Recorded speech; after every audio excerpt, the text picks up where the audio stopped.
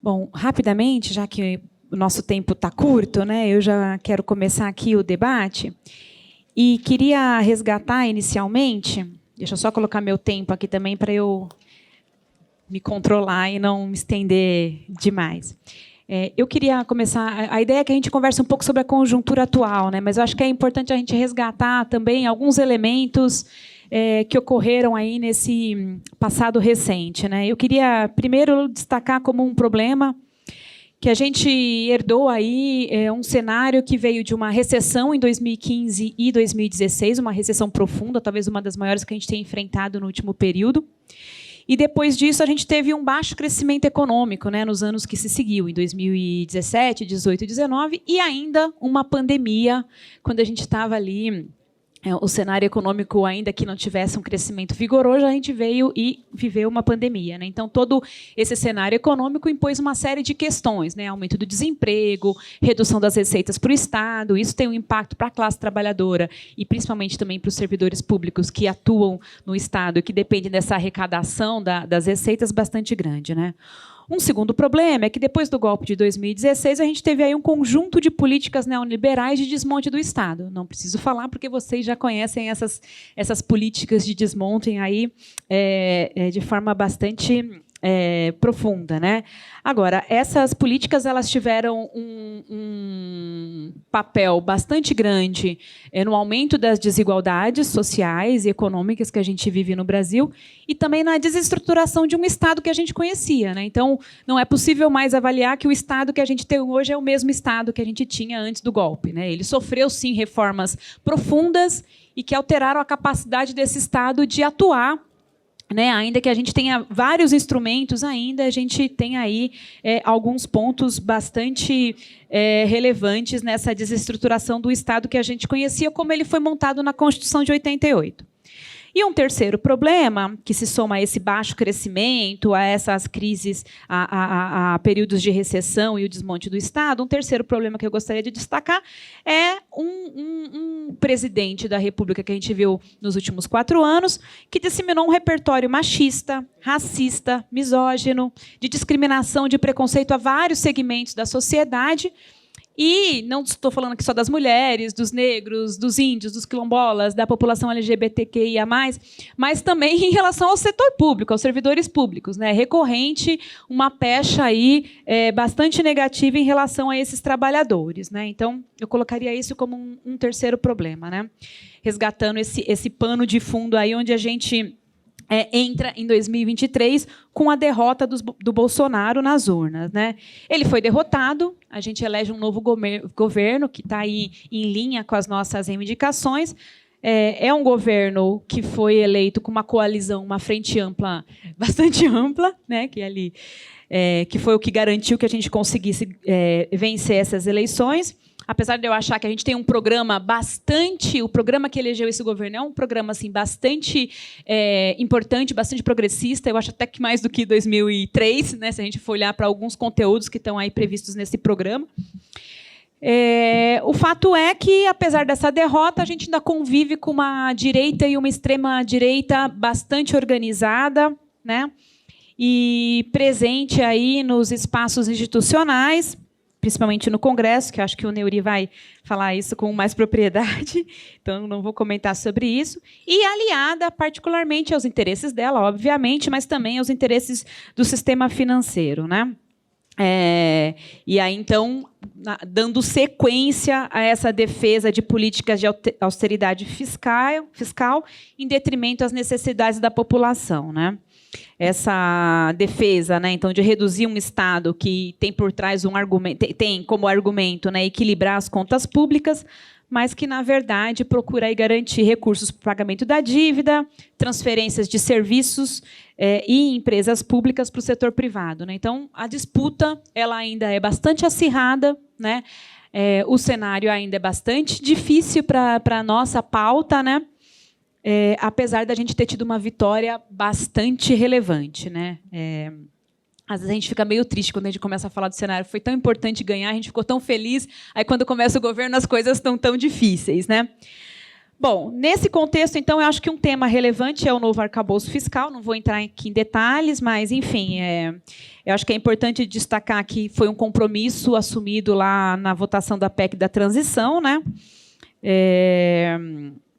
Ele parte de uma base melhor, então as contas, né, o orçamento de 2022, ele é melhor do que o de 2000, do que foi a base para o teto de gastos. Então isso é um elemento que é importante, mas ainda assim é uma pressão desse mercado financeiro, né, de uma garantia para a continuidade do pagamento da dívida, né, e que está somado aí naquilo que eu falei de uma mudança no Estado, né, somado aí a uma independência do Banco Central e, portanto, de uma falta de controle do governo federal, do presidente da República, à política monetária, né? Então, todo esse debate da alta taxa de juros e o que ela representa, inclusive, nessa disputa pelos recursos do Estado e para onde vão esses recursos, né?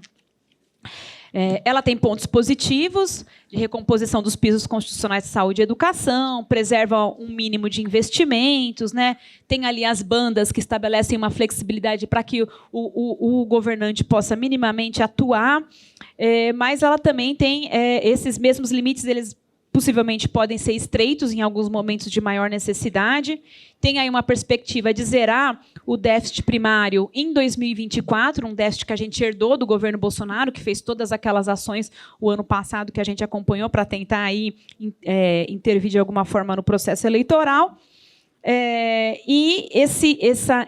Zerar o déficit primário em 2024 significa que a gente vai ter uma redução dos recursos destinados a todos os outros gastos e investimentos necessários, depois de ter vindo desse contexto aí de recessão, crise, pandemia e desmonte de Estado, né? Então, continua sendo um cenário, do ponto de vista fiscal e da disputa do orçamento, bastante difícil, né? E na Câmara dos Deputados, então, teve uma série de itens que foram adicionados, particularmente em relação aos servidores públicos, que também piora, né, dificulta, entra aí como os riscos e aspectos negativos desse novo arcabouço fiscal. Então, ele avança, né, em relação ao teto de gasto de forma indiscutível, mas ele ainda traz ali alguns pontos negativos e alguns riscos, em particular com aqueles itens que foram incluídos na Câmara dos Deputados, né?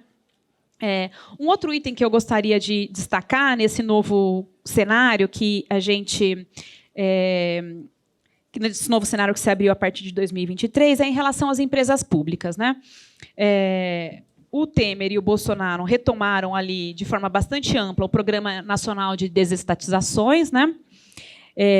No governo Bolsonaro tinha ali, né, todo um debate sobre um rombo, ele apresentava como argumentos para fazer esse programa de desestatização um suposto rombo provocado pelas estatais e também de uma explosão de estatais no governo passado.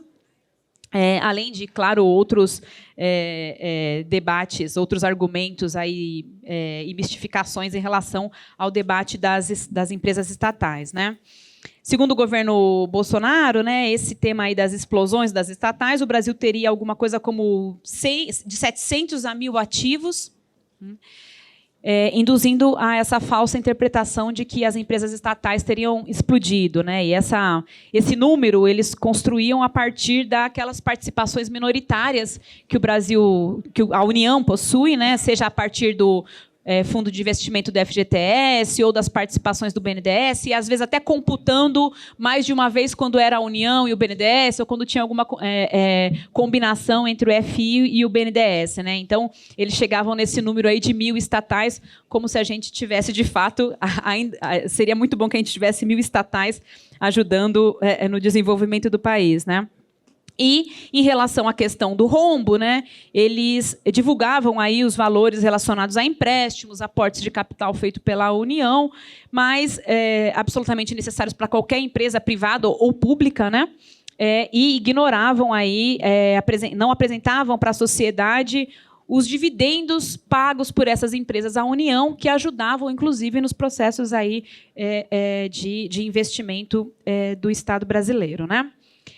Há uma série de divergências sobre como contabilizar essas empresas, né? Mas no GES a gente tem usado o dado da governança das empresas estatais do Ministério da Economia, né? Tem um último dado de 2019 que aponta 200 empresas, são 144 empresas do setor produtivo, 38 do setor financeiro e 18 que são dependentes, ou seja, são empresas que elas estão ligadas ao orçamento fiscal da União. A Embrapa é uma dessas empresas que estão nesse orçamento ligado à União, né? Essas empresas elas têm uma expertise, uma atuação nas suas áreas, né? As empresas do setor financeiro elas promovem aí crédito mais acessível, elas também promovem uma desconcentração regional a partir do momento em que ela também concede crédito em outras regiões no Brasil que dificilmente teriam acesso a esses recursos. Em relação à questão do acesso à energia, e no caso aqui particularmente das empresas dessa base, né, soluções aí para agricultura familiar, agronegócio, preservação do meio ambiente, enfim, né? Então são empresas de interesse social e econômico estratégico, soberania, estão ligadas à questão da soberania nacional, promovem uma série de políticas industriais e de desenvolvimento regional, fornecem bens e serviços para um conjunto bastante grande da sociedade, não só o setor público, mas como a sociedade em geral e até para as empresas privadas, né? Para vocês terem uma ideia, no período 2010 a 2014, essas empresas estatais elas tiveram aí um impacto de 9,6% na formação bruta do capital fixo brasileiro, ou seja, os investimentos realizados no Brasil, quase 10% foi a partir das empresas estatais, né? No próximo período, de 2015 a 2019, isso caiu para 6,3%. Né? Vocês devem lembrar que a Operação Lava Jato ela favoreceu aí a retomada desse debate sobre privatizações e também da lei das estatais, deu espaço para a lei das estatais, enfim, e que criou aí um cenário negativo para a atuação dessas empresas que têm uma relevância nacional. Ainda assim, né, a gente, apesar desse cenário bastante desafiador para as empresas públicas, para as estatais brasileiras, nesse período conturbado aí que a gente viveu de 2016 até o ano passado, agora, com o novo governo, teve aí uma exclusão de várias empresas do programa de privatização, né? Tanto das empresas do Programa Nacional de Privatização, como de parcerias. Né? Então, foram várias empresas que foram retiradas desse programa, né? E é possível que a gente tenha, então, um momento de mais calmaria no que diz respeito aos ataques às empresas públicas. Né? No caso das empresas dependentes, como é o caso da Embrapa, apesar de não ter esse risco aí da privatização, né? Ela, por ser uma empresa dependente, tenho mais 2 minutos, já vou avançar aqui. Por ela ser uma empresa dependente, ela está aí sob essa questão fiscal, né? Ela está submetida a essa questão fiscal. Então, apesar da gente ter aí todo um debate sobre a importância dessa empresa e de todos o compromisso, né, de reconstruir o Estado, é possível que a gente tenha dificuldades em relação a esse contexto fiscal no próximo período. Para partir aqui, eu tenho mais 1 minuto e meio para partir aqui para o encerramento, né, eu gostaria de destacar nos espaços de servidores públicos que têm debatido algumas pautas centrais, né? Uma delas é essa questão do arcabouço fiscal e essa iminência aí de debater como é que a gente retira desse projeto esses itens que atacam os servidores públicos de forma mais contundente. O governo federal também vai instituir a mesa de regulamentação da negociação coletiva no setor público. Está por esses dias do governo anunciar o decreto que regulamenta a mesa, então dá início aí. A gente tem uma nova oportunidade, a gente já teve essa oportunidade no passado, infelizmente ela não se efetivou, e agora a gente tem uma nova oportunidade de poder discutir a negociação coletiva no setor público, né? Então, é um tema bastante relevante também para a gente se mobilizar. Teve um compromisso do governo federal na mesa de negociação dos servidores públicos, que se encerrou agora em abril, né, de mandar um pedido de retirada da PEC 32 para a Câmara dos Deputados. A gente sabe que esse cenário é um cenário ainda difícil, porque depende da Câmara para isso poder se efetivar, mas também é uma pauta que não está morta, né? Ela está aí latente. Recentemente, o Lira, presidente da Câmara, inclusive botou o bode na sala de novo, né? Inclusive como uma ameaça, né? E a retomada da Mesa Nacional de Negociação Permanente dos Servidores Públicos, né, que também vai ser aí debatida a regulamentação e a sua reinstalação para debater os temas pertinentes aos servidores, né? Então, eu acho que é óbvio que existe uma série de outras pautas, mas eu acho que essas são pautas comuns, né, dos servidores públicos e que é preciso uma articulação bastante grande para que a gente não perca essas oportunidades. A gente já perdeu oportunidades no passado. É um cenário mais desafiador, talvez, do que nos outros governos Lula, né? Enfim, talvez o terceiro governo Dilma não, né? Mas, enfim. Então, eu gostaria de encerrar minha fala marcando isso, né? A gente tem um governo que está em linha com as nossas pautas, mas ainda assim é um cenário bastante desafiador. Exige muita unidade e debate e construção coletiva do movimento sindical para a gente, de fato, poder apoiar e poder garantir que essas pautas progressistas, de fato, se efetivem, né? Obrigada pela atenção, pessoal.